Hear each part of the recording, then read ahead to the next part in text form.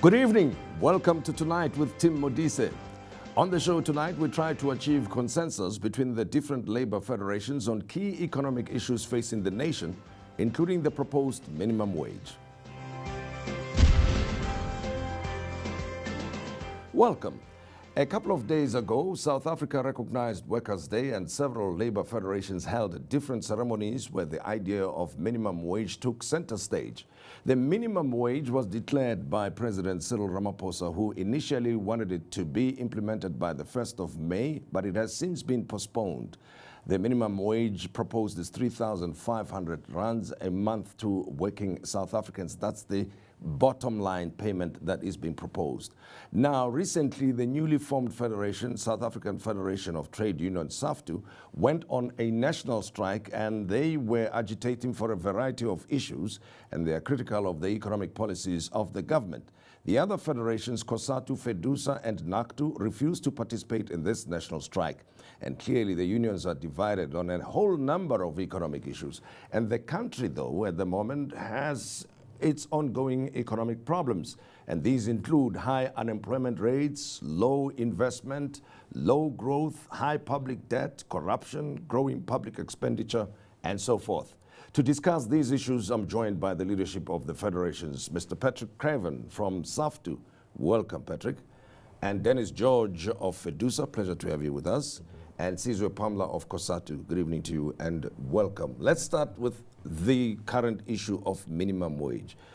It seems it's understood differently by one union to the other. Patrick, let me start with you, because you did not just complain about it, you called people out into the streets to say you do not want this 3,500 rands.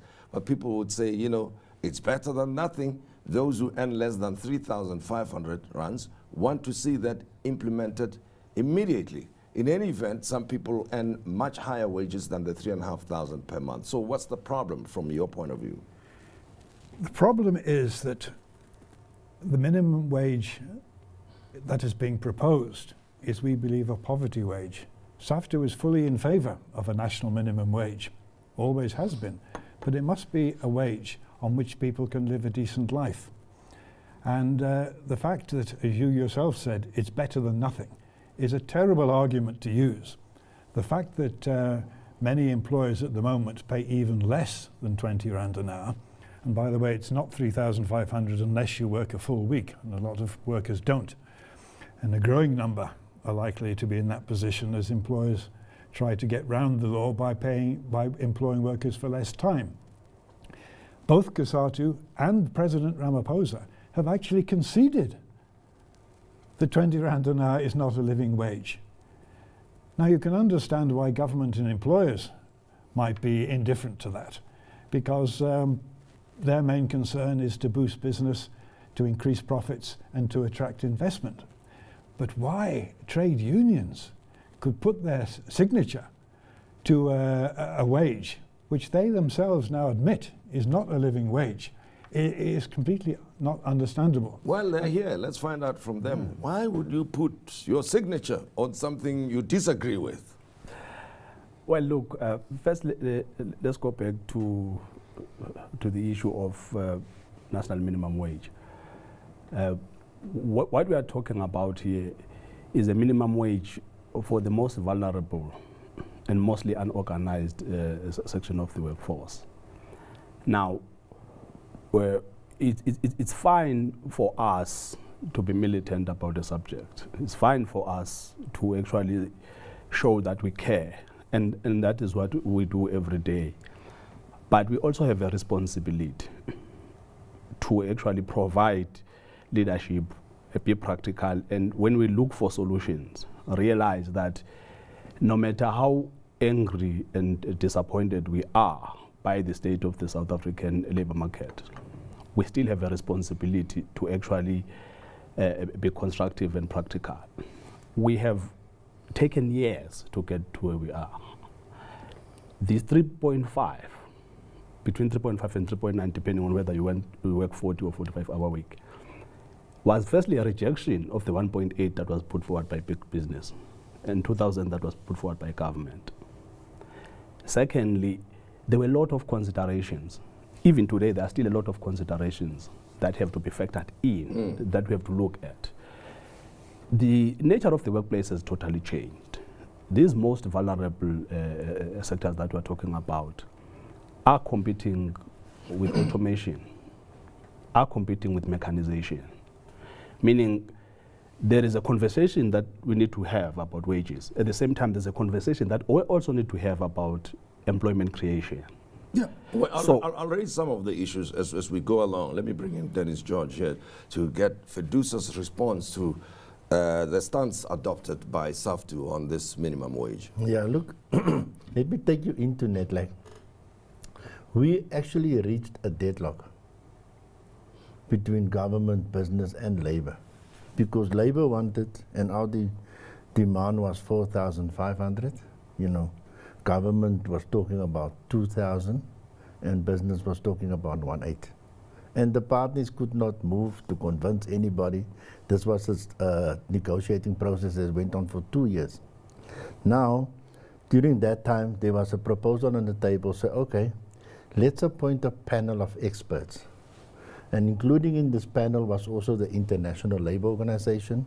We've also done other interventions, like we had a national workshop where we brought other representatives from other countries from that have done this work, and so they gave us all their knowledge and information.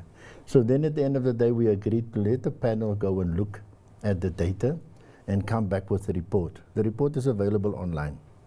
So the report then said, look, if we accept to put the wages on 3,500 Rand, and they explained to us then between 4.5 million and 6 million people will benefit. In other words, those are the people that's earning less than 3,500 Rand.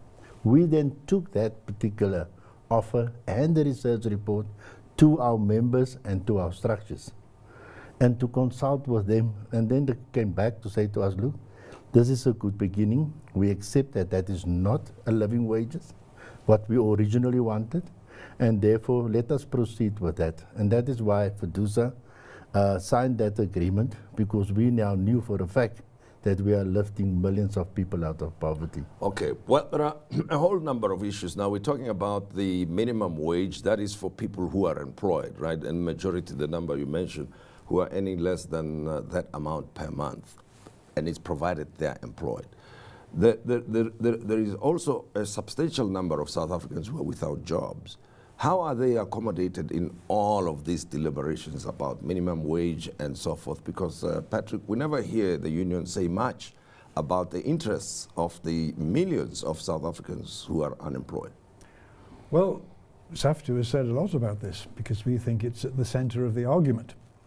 One of the problems with poverty wages is not just the human effect, which is bad enough, and that includes the people who will be brought from extreme poverty to slightly less extreme poverty, which is the minimum wage. They're also largely excluded from the economy. South Africa has one of the highest levels of unemployment and a high level of workers on very low pay, which means that all these people can spend money on basic essentials and nothing else.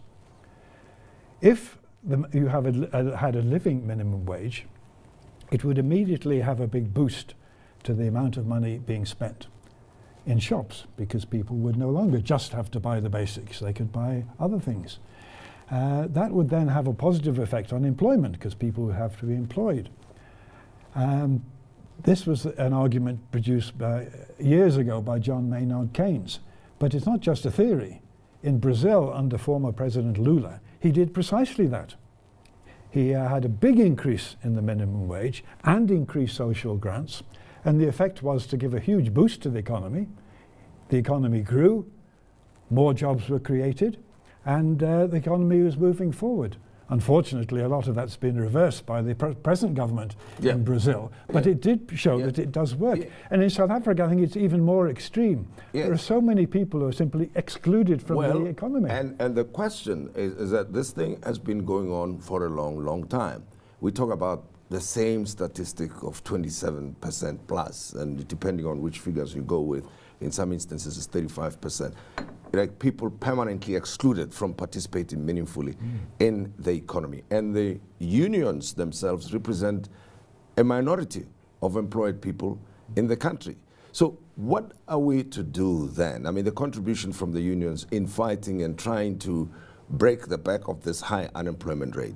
We haven't really heard some creative ideas coming from the unions, from at least where I'm sitting. You go ahead. Let me come in there. Yeah. Look, we in South Africa is sitting with structural unemployment because we're sitting with about 4-point-something million young people who have dropped out of the education system.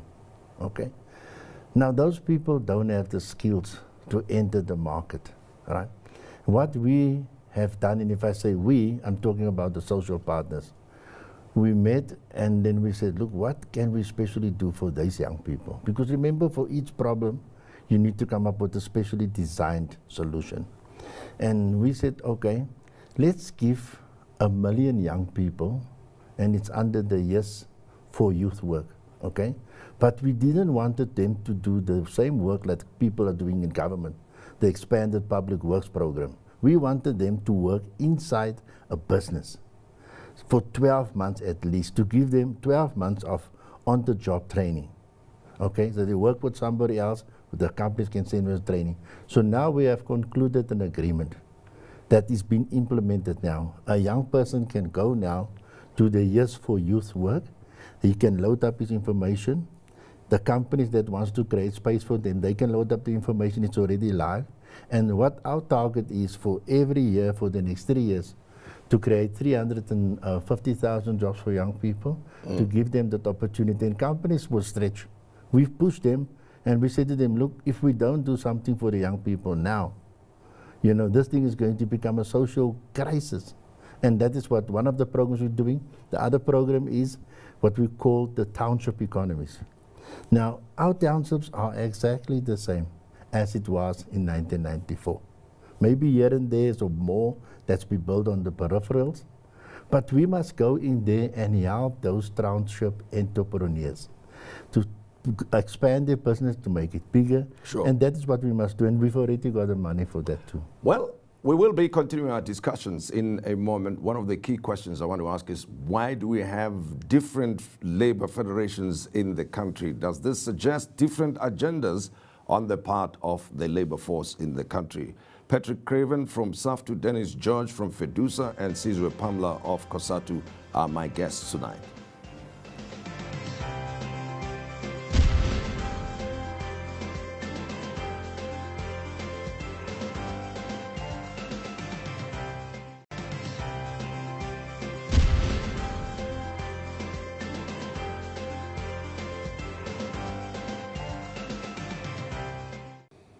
I'm talking to the leaders of the different labor federations, South African Federation of Trade Unions, the FEDUSA, Cosatu. They are represented here. They've got a few questions to answer for us. We know where they stand on the minimum wage. And of course, minimum wage does not mean living wage.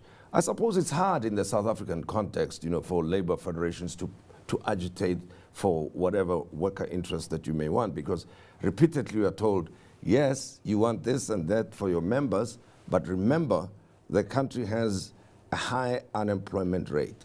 And with respect, given the Youth Employment Service program that was introduced recently, it may make a difference, but it will make a difference in the case of younger people. Still, a substantial number of those who are above 35 up to 60 are without employment. And what do we do with them?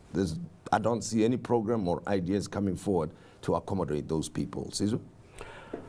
Well, look, firstly, I just want to go back. Comrade Pet made a very valid point that the minimum wage is actually about the economy, because it converts workers into buyers, into shoppers. They start to participate meaningfully into the economy. But we also need to have a conversation as to where do we pitch the minimum wage, because you can actually try and to achieve that and make the mistake of pitching it too high. Let's have a conversation of the 12,500 that SAFTU is proposing. Look, comrades are saying that, look, the martyrs of Marikana did not die for nothing. and they feel very passionate about that. And we all do. But what they are not telling everyone is the fact that in 2014, there was a 4-month strike in Marikana for 12,500, where workers were taken to the streets. And 7,000 workers subsequently after that were retrenched. Now, those workers did not get the 12,500 because now they are surviving on a UIF check because they are unemployed. And Lonmin itself, a couple of months ago, was for sale. Sibanye Stillwater was actually one of the companies that wanted to buy Lonmin. So this is where now we need to have the conversation to say, the fact that you feel passionate about something, it doesn't take away the economic realities. Now, you have 7,000 workers who actually sacrificed their wages for 4 months because they wanted 12,500 rand. They are seated at home today.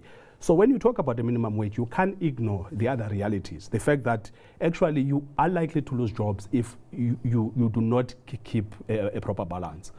And at the same time, the conversation that we're having about what do we say about the unemployed, the minimum wage is not the silver bullet. It's not going. It's not the panacea to all of the problems. You know, and the business people, their view is that you need growth in order to create employment. We repeat this all the time, and that in a growing economy where there's substantial growth and companies are doing well, realizing good profits, it's easier to pay the people the wages and salaries that they want. Interestingly, from where I'm sitting, government is a major employer and is a much better paying employer of all, but the employment there is increasing, and the money that should be put aside for services to the public is reducing, and therefore the quality of services are in decline. It's in decline. So, you know, it's like we've run out of ideas, okay? We're good at mobilizing workers, Patrick, and taking them out onto the streets, but we actually are not able to mobilize everybody in this economy to say, hey, let's break the back of unemployment. Let's make the economy grow. Any ideas? Yes, let me come in there. You know, when Jacob Zuma decided that he's going to reshuffle the cabinet, and that was just after Praveen and the team of business and labor leaders was on our way to London. And you know what happened? We were downgraded by all 3 rating agencies. And the economy contracted. The banks were also downgraded. And it required that new leadership that came in the form of the President Ramaphosa. And on the next day when you could see it immediately, the rand started to strengthen, the petrol price started to drop, confidence started to come back. And then the social partners played a leading role under the new finance minister, Nene. We met with rating agencies, we met with the investors. And you know what, the biggest thing that we need now, and that's the reason why when we gave our report to the president, he said, what must we do to strengthen investment? He appointed 4 envoys. Very, very respectable people. Trevor Manuel, the Minister Jonas, and 2 other business people. And so what we need as the first thing is to get massive amount of investment back, because we need that money to re-industrialize. Number 1. Number 2, we need to create that vibe that was there until the confidence was destroyed. Then from our side, we are quite confident with the new investment summit that we have later during the year, and with this new proposed job summit, that we're going to turn things around. Well, Patrick, I know that SAFTU very much skeptical about some of the proposals put forward by President Ramaphosa. Yes, not just skeptical, but very much opposed. Because what Dennis has just been describing is the neoliberal outlook that the government has adopted. That everything now has to depend on what business wants. If they want low wages, then we must give them low wages. If they want smaller workforces, then we must agree to that. I mean, for Lonmin to try to blame the crisis in Lonmin on the workers for demanding a decent wage is completely misreading the situation. The mining industry is only interested in amassing profits. And at the moment, those profits are tending to fall. So what do? Sack workers. And there's another huge round of retrenchments been promised by Lonmin. That's why we should go back to the Freedom Charter, which I don't know if FEDUSA supports it, but Cosatu certainly does, which says that the mineral wealth of the country should belong to the people of the country. But it does. And it doesn't, but it should. It does. And Well, because you were right when you said that the minimum wage on its own. When we go there, then we throw in the EFF's call that the land should be nationalized but expropriated without compensation, which is another discussion on its own. I don't know whether Let me just correct one thing. Yes. When you want to start to mine, you have to apply for a mining license. Where do you apply? You apply to the government. The same thing if a small business wants to apply for a mining permit, he must apply to the government. Somebody has to manage this thing on behalf of the people. Well, I agree, but I'm saying, obviously No, we're we throwing just up belong to a whole number of issues, right? When we talk about the land belongs to the people, which then speaks to the expropriation of land then, meaning maybe we should start there if you want mining companies to operate according to the interests of the people first before their own interests, which is another story altogether. And of course, the SME sector will also tell you that they don't enjoy any subsidies, no support from anyone, and they could be growing and creating employment. Now, because we've got short time here, I want a couple of creative ideas from yourselves on what we need to do to grow the economy in such a way that it creates employment, at the same time accommodating the interests of the workers. Sizwe, we'll start with you. Yeah, I just wanted to say, look, I actually, we haven't done that a lot lately, but I actually support SAFTU to say. Well, we know you want to, you want to recruit SAFTU back into Cosatu. No, look, on the question of the economy, no. We have looked at the president saying that he's sending the panel that Comrade Dennis is talking about. Look, South African economy, what we should be talking about is the quality of economic growth, not just growth in general. And to say that we are going to outsource everything to foreign investors do not come into this country to come and help us with actually transforming the domestic economy. They come here to make sure that they make money and they get out of here. So what we need to do is to transform the domestic economy. Currently, we are too dependent on foreign investors, in fact. What we need to do is to have an economy that will create domestic demand, meaning that the wages that we are discussing here, the wages have to go up so that people can meaningfully participate. Because as soon as we have a global crisis, currently, look at the auto sector, for an example. Puget is leaving South Africa to go and invest in Namibia. General Motors has withdrawn from South Africa. So we are left helpless because we do not have a local automotive sector that is fully developed, that we can rely on. And generally, manufacturing sector was destroyed over a period of time, right? Yes. So, Patrick, from your... Yes, you mentioned the EFF position. SAFTU totally agrees with them on that. Land must be redistributed, but not just on an individual basis. The call for give us our land back doesn't just refer to specific bits of land, it's basically our country.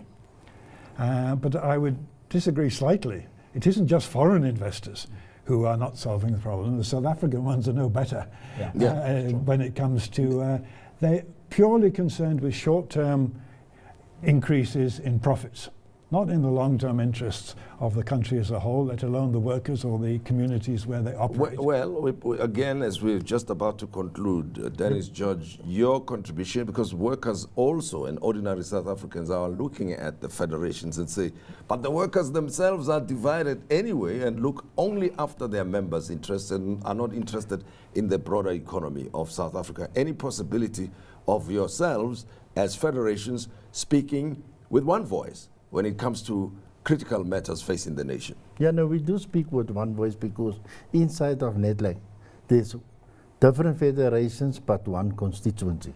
And that constituency is labor. The same thing happens with business organizations, but they have one constituency. And that's the reason why SAFTU have applied. And we said to them we will hope to bring them on board. You know, there's just administrative and legal requirements that must be dealt with. And I think we must also progress further than that. Instead of having so many different rallies for May Day, why don't we have one rally for all South Africans together, you see. And so we must look at creative things to work together and not to look at things where we disagree with one another all the time. Well, as we conclude, few seconds, Sizwe, any possibility of the federations coming together? The president was calling for that.